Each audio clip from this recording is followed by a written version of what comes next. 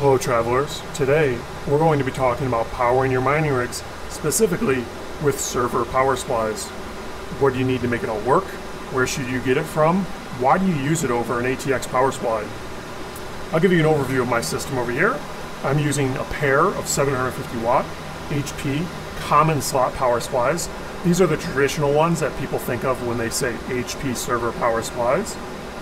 They're powered off a NEMA 6-15 outlet. Standard 615P to C13 on the other end. We'll talk more about that in a bit. But to start off with, why do people use these over these? Because of course these work, right? You could get these. These are standard ATX computer power supply you see in desktop PCs. This is a very good one, Seasonic Prime Titanium. However, these are quite costly. You're typically buying these new. They're hard to find inexpensively, and high power ones can be a little hard to come by. And in mining, typically you need a lot of power. Each of these rigs has 1500 watts of power supply on it, and this one actually has 3 750 watt power supplies on it. So it's pretty sizable, and to do that with a ATX power supply, it would cost dramatically more, because the major advantage from these is they're available and they're cheap. Now, these typically are actually pulled from used servers that are decommissioned.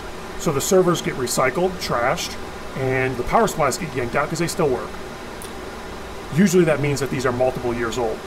However, these are built to very high standards, typically much higher standards than ATX power supplies, because they're made for server environments where they're designed to run 24/7 at high load.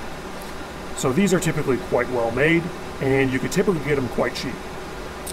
And the nice thing is, this edge connector here means you can have all your connectors and your cables plugged in. In the event a power supply does fail, you can yank it out, plug a new one in, you're off and running. I haven't personally had any of these fail, but they do fail occasionally. It's uncommon, but it certainly happens. Less common than these for sure, even though these are years old. Now, these are 94% efficient and 750 watts. I purchased these for around $6 to $7 shipped each.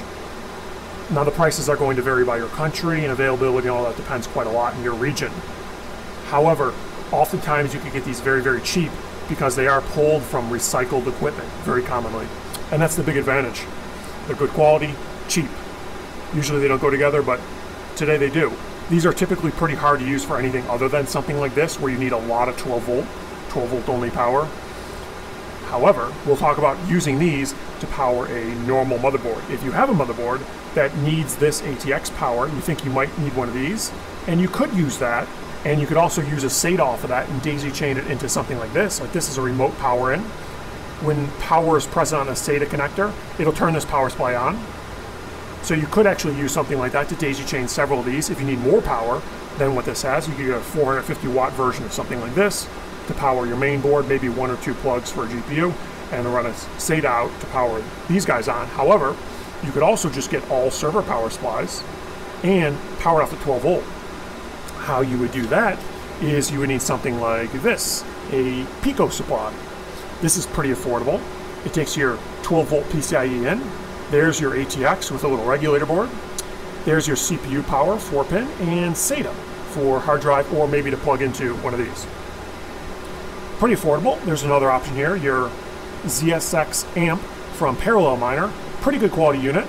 A little bit more expensive, of course. And it has your PCIe and fan connectors and stuff too, which is kind of nice. However, I'd be a little leery about buying that because I have these X11 amps and they've had a lot of failures. Very, very high failure rate on these. They have since redesigned the turn-on circuit, so maybe it's more reliable. Time will tell. In the meantime, I'd shy away from Parallel Miner breakout boards until they have proven reliability. But what you need for these things to make them work is, of course, the power supply, and we'll talk about sourcing those, the hows and the whys in a bit. The breakout board, same deal, and cables. For all of these, the cables are basically the same. Few things to note. Typically, these are going to be a 6-pin PCIe in to a 6+2 out. So that means 6-pin plus these 2 floating pins, which allows you to have either a 6-pin or an 8-pin, right? And really the only thing to note on these is the price and the actual copper content, the gauge of the conductor. However, like every industry, there's people trying to sell you a product a little bit cheaper, so they lie sometimes. Some of these say 16 gauge, 18 gauge, and that tells you how much copper there's in. The lower the number, actually, is bigger copper. And they may lie about what's actually in it, so that's trouble. If it says 16 gauge or 18 gauge, but it actually is 22 or 24 inside there, what they're doing is they're cheaping out on copper, and as a result, this wire will heat up more than you expect. It could actually be dangerous, and sometimes this wire has melted as a result of it being overloaded. So that's one thing to watch out for with these. You want to make sure you get these from a reputable source, or maybe buy a few of them, a small quantity, cut them open and verify by measuring the actual diameter of the copper inside that it's right. Now there's typically two, 16 and 18 gauge. 18 gauge is less copper, usually a little cheaper. They'll work for everything. If you're just running them on a standard single connector, it's really not an issue. It increases your risk slightly, but honestly, it's not as much of a concern as people make it out to be, as long as it's actually 18 gauge. 16 gauge is preferred because it does a few things. If there's uncertainty, like if, say, any of these contacts are a little questionable, if the crimp's a little bad, if the connectors are cheap, if there's an issue, it helps sink the heat away from the connection, which is usually the weakest point. And, of course, it increases your likelihood, increases your safety, that you're not going to have any issues. So 16 gauge is preferred, not necessary, but I would shy towards a reputable source. And with these, I'll link this stuff in the video description. My preferred source is deep in the mines. They sell these on Amazon, a little expensive, but these are good quality. Probably the best in the industry, but also pricey. These are great. Alternatively, the parallel miner cables, also great. Pretty reasonable price on those too. But the cables are same for any of these breakout boards. You get those, no worries. The power supplies and the breakouts need to match, because this slot needs to work with here, and electrically this needs to have the right signaling to turn this on and make it work properly. There's a lot of options with these, and actually quite a lot of options with these too. The most common ones, these style HP common slot, there's a lot of different variants of these. You'll see there's a regulatory model here and a part number, and the way they're often found, sometimes people use this number, sometimes people use this number, sometimes they use this number, sometimes there's a kit number. It's really complicated. What I would do with these, if you want to find them cheap, you have basically two options. In the United States, and I think they probably ship internationally, but Parallel Miner will sell these in a kit with a breakout board and even cables if you want. It's a decent option if you're looking for one or two of these. I would probably go that route if it's available to you and shipping's cheap in your area. And also other sellers will have these internationally. I'm not really sure necessarily what the best bet is. How I prefer to get these though is if you need more than a few, eBay is the best bet in North America. And it may be a little different in your region. I'm not really sure what auction site is most preferred, but maybe look on there. You could also get these on AliExpress, sorts like that, but they can be a bit more expensive. I find these oftentimes can be very, very cheap on eBay. How I find these, typically, best bet, you gotta be generic. Just type in HP power supply, HP PSU, something like that. And usually if you start putting really specific terms in, you can narrow your search to the point where you miss out on the cheap deals. Things like this, usually you're just gonna be sold with a part number, and that's it. It'll be HP, 6852 or whatever, some random number, and it's kind of hard to find. But if you just type in HP PSU, HP power supply, something like that, and you just sort and look for anything that physically looks like this in the pictures, what you need to know is it needs to have a slot on the back that looks like this, and a plug that's blue. These will have a black plug, and you can usually see this in the photos. The black plug means it's an older model that's less efficient. All the newer ones will have blue plugs, and they should be 94% or better. So basically, if it looks like this, has a blue plug, it's probably good. This sticker color will determine the wattage, and of course, they'll probably say that in the listing. There's, I think, 460 watts, 750, 1200, and 1500 watts with these. The most common is the 1600 watts, or I'm sorry, the 1200 watt versions of these. Those are great, but they're kind of super popular, and as a result, supplies are limited. They can be a bit expensive, so the 750s are kind of the play. You kind of want to add up your total cost, including your breakout boards, your cables, your connectors, the actual plug you're plugging. If you calculate everything fully loaded, these may be a bit more expensive because they'll use more cables for the same wattage, but oftentimes it makes sense for a few reasons. The IEC is so lightly loaded with 750 watt. This slot edge connector is very lightly loaded, and your breakout boards are lightly loaded, so it decreases your risk for fire and heating and things like that when you run lower wattages, because these can be problematic. If you don't get a good quality breakout board, they could really heat up a lot and they could burn. It's not super common, but it happens, especially if you get the cheap Chinese ones. The design of them is poor, the copper is very thin, so it's an issue. So I would recommend on something like this, there's only a few models I would recommend for the HP common slot. This is my preferred one, the Deep in the Mines board. It has 3 ounce copper, which is 3 times as thick as the 1 ounce copper that you commonly see. This is a very sturdy breakout board. I'll link this stuff in the description. I have no affiliation with this company or anything, but I just think they're great. And for any of the common slots, this is probably the best bet. Trouble is, you don't always have compatibility. There's no guaranteed compatibility.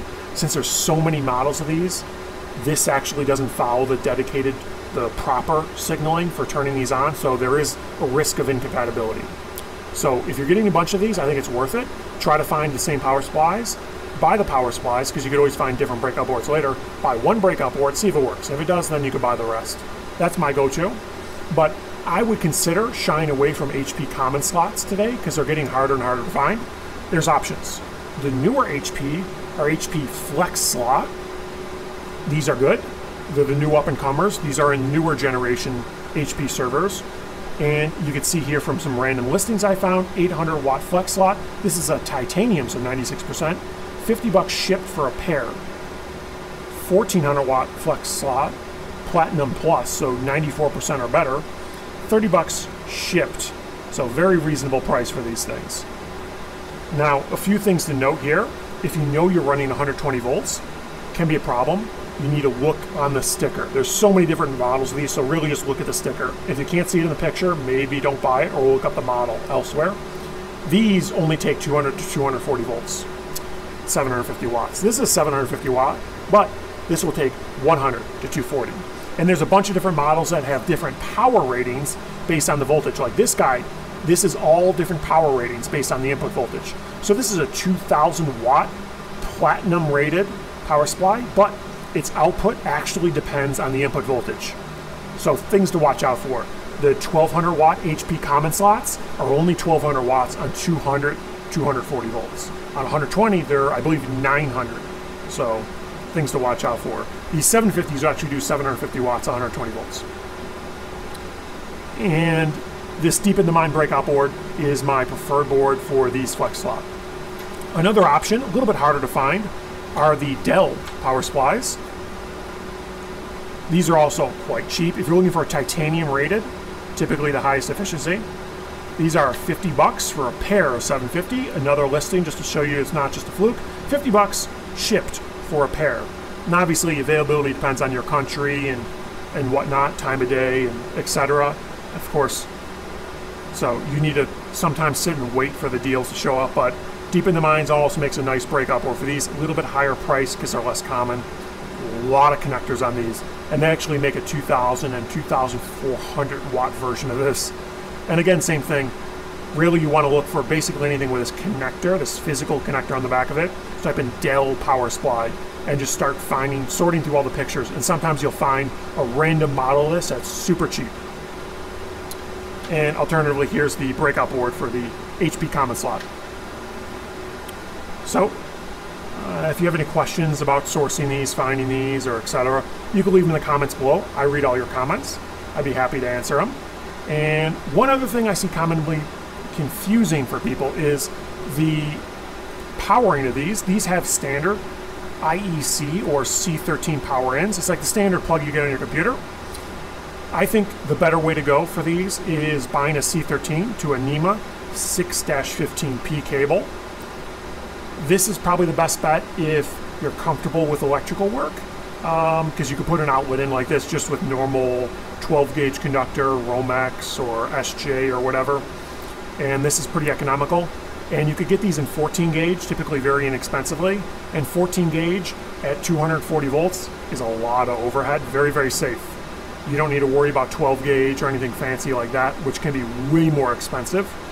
And That's one of the reasons why I like the lower wattage power supplies. You can get them in higher efficiency, and it runs everything at lower power. These cables can be very economical, and you don't need to worry so much about the heating of this, because 14 gauge, which is commonly available, is way overhead, because this is like 3 amps running through this on this power supply. And alternatively, if you want to use a power distribution unit, a PDU, a lot of times they'll have C13 connectors on it. You get a C14 to C13, and that'll power this guy. And then you could put in a 30 amp twist lock connector, or have an electrician do that, and that could be cheaper if you're not doing the electrical work yourself. Then you just have one connector rather than this. Typically you would put in duplex connectors, so you would get something like this, say a pair of duplex NEMA 6-15s, and you would power this off one circuit, and you could run 4 power supplies off one 20 amp circuit. That's usually very economical, and it's a good approach, but it depends on your area, the codes and laws in your area, and how you're going to get the installs done. If you're paying an electrician to come in, a lot of times the PDU is an attractive design, one connector, and you could get a bunch of power supplies, but it's actually usually cheaper in parts to do that. So depends on your goals, where you need the power and all that, but either way, I think these are a great option. They've been very reliable for me, and I would recommend most people use them. One nice thing about these is these already paid their environmental impact, right? They're already made. These are the sorts of things that would otherwise just be recycled or scrapped or thrown out.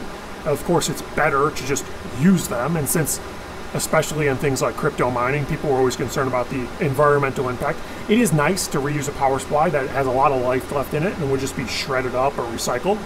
And they're cheaper too, so if you can make them work, I think it's a cool bet, better than using these, and usually they're actually more efficient than most of the ones of these guys that people get, because high efficiency in ATX is very expensive. With these, it's actually super cheap, as you've seen. Till next time, stay hashing.